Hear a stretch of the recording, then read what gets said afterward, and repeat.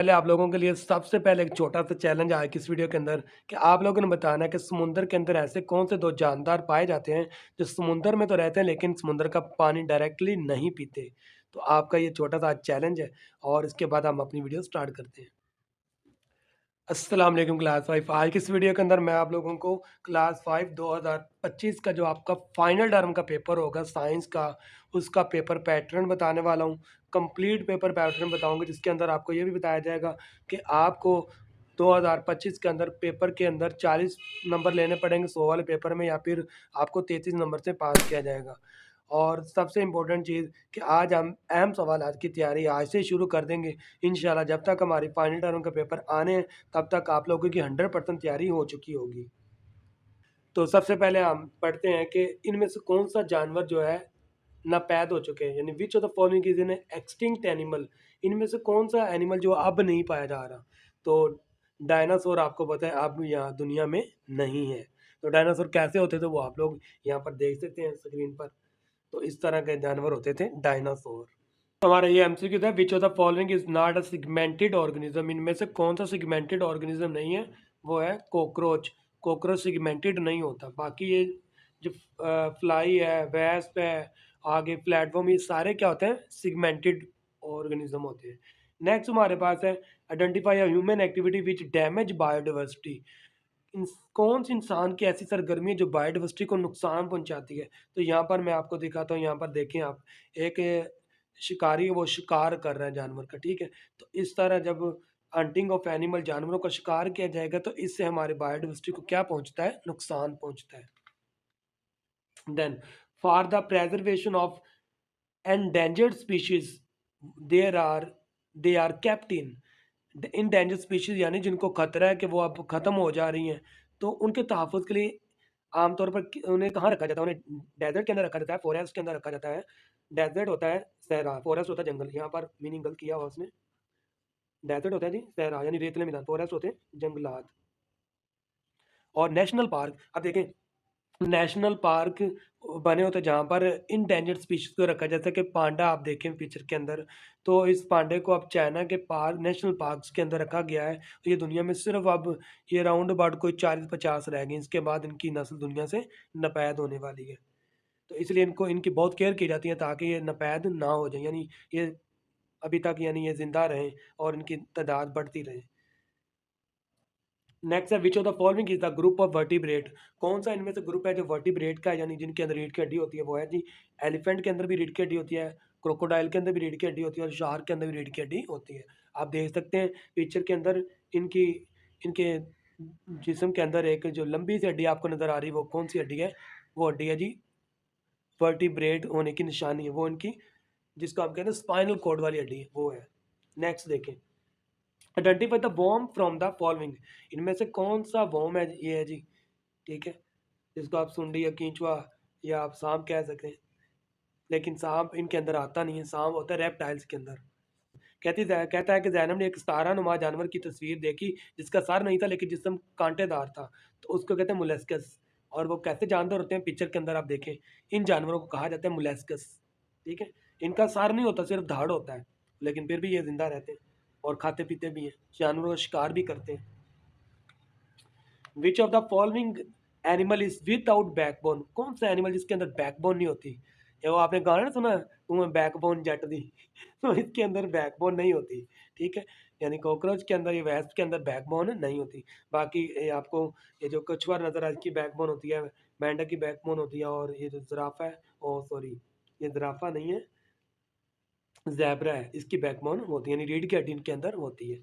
Next देखें, vertebrate with tough scales on the board its body. Tough scales यानी जिनके ऊपर, जिसम के ऊपर खुरदरे खुरदरे उभार होते हैं ना, वो कौन है, क्रोकोडाइल।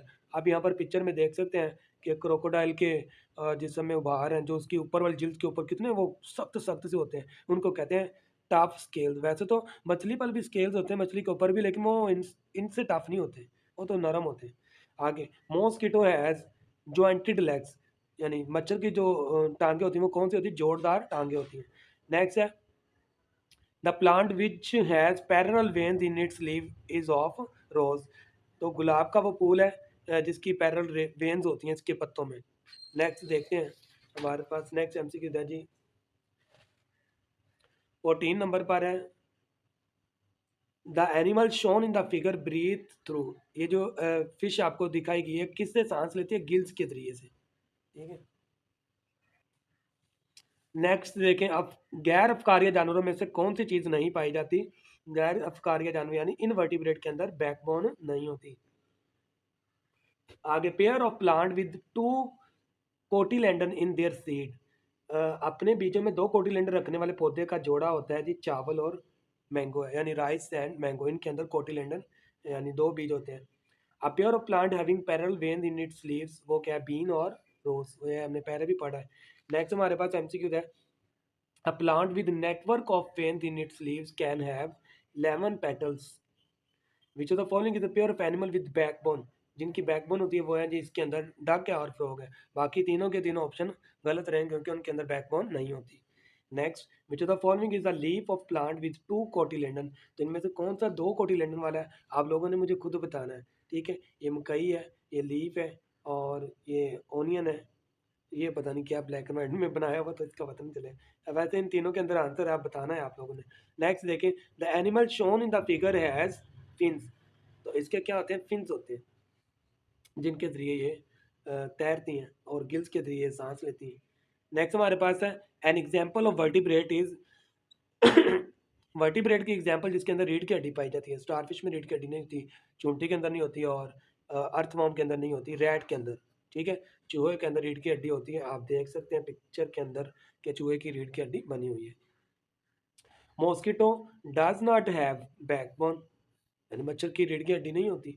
आगे, function of the cotyledon in seed is to absorb water. तो फंक्शन क्या है कोटिलेडन का? वो वाटर को एब्जॉर्ब करना है। आगे नेक्स्ट हमारे पास an example of invertebrate. Invertebrate की एग्जांपल यहाँ पर आंट है। Which of the following plant has two cotyledon in seed? Pea, pea भी है, रोज भी है, बीन भी है, ठीक है।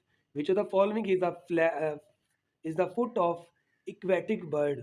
तो इनमें से इक्वेटिक बर्ड का फुट पाँव कैसा रहता है? इस तरह का रहता है जिसके अंदर कला नहीं होती। वैसे तो मैं आपको पिक्चर दिखा सकता हूँ कि इक्वेटिक बर्ड का फुट कैसा रहना चाहिए जिससे उनको तैरने में मदद मिलती है, ठीक है। आप देखें बतख के पाँव कैसे होते हैं, इसलिए तो वो पानी के अंदर तैर लेती है। नेक्स्ट हमारे पास एमसीक्यू था, germ of which of the following diseases enter the body through bounds. दर्ज में से किस बीमारी की जरासीम जख्मों के रास्ते में जिस्म में दाखिल होते हैं? तो वो है टेटनस। टेटनस कौन सी बीमारी होती है? यहाँ पर आप पिक्चर में देखें, जब कोई बंदा, जैसे हम जब कभी अल्लाह न करे रोड के ऊपर गिर जाते हैं तो उसके बाद हमें जो टीका लगता है, ठीक है, वो भी टेटनस का होता है, इस वजह से क्योंकि वो रोड की जरासीम आपके खून में एंटर होने का खदशा होता है। तो टेटनस वो है जो कि जख्मों के रास्ते जिस्म में दाखिल हो जाते हैं। जारी जब हम गिरते हैं हमें जख्म ही तो लगते हैं। आगे, the smooth disease is caused by fungi, ठीक है। फंजाई के साथ ये डिजीज होती है और आप इसकी पिक्चर भी देख सकते हैं। आगे, which disease can not by cure by antibiotics. कौन सी बीमारी जिसका एंटीबायोटिक्स से हल नहीं है? वो है डेंगू, ठीक है। अगर किसी को डेंगू हो जाए तो आप आम जो मेडिसिन हम खाते हैं एंटीबायोटिक्स, उससे इसका इलाज नहीं होने वाला। आगे, germs of which of the following diseases spread through mosquito. कौन सी बीमारियां जो बीमारी जो कि जरासीम मच्छर से फैलते हैं? तो वो है डेंगू, ठीक है। आगे, dengue fever is separate by an insect. तो डेंगू जो वो इंसेक्ट से फैलती है, यानी उसको कहते तो उसको भी मॉस्किटो है, एडिस उसको बोला जाता है। किससे फैलती है? एडिस से।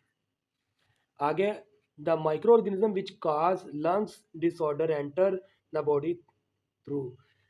फेफड़ों के नकाज की वजह से बनने वाले खुर्दबीनी जानवर किसके जरिए इंसानी जिस्म में दाखिल होते हैं? एयर के जरिए। आगे, mould which grows on bread. वो कौन सी जो ब्रेड के ऊपर ग्रोज होती है? वो है फंजाई। आगे, mushroom belong to which group. तो मशरूम किससे बिलोंग करती है? फंजाई से।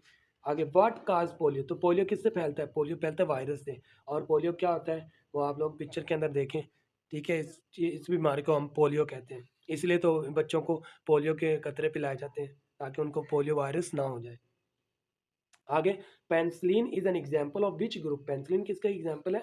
फंजाई की। आगे, food is contaminated due to the presence of micro organism, खुरदबीनी जानवरों की वजह से खुराक आपकी जो होती है वो खराब हो जाती है। Which of the following is the not a micro organism, तो आयंट इसके अंदर माइक्रो ऑर्गेनिज्म नहीं है, बाकी ये तीनों माइक्रो ऑर्गेनिज्म है। तो ये थे आपके चैप्टर 1 के एमसीक्यूज। अभी हम चैप्टर 2 के एमसीक्यूज भी करते हैं, तो इंशाल्लाह आप लोगों को इन्हीं में से पेपर आएगा और आप लोगों ने इनको एक दफ़ा अच्छे तरीके से दोबारा से समझ लेना है।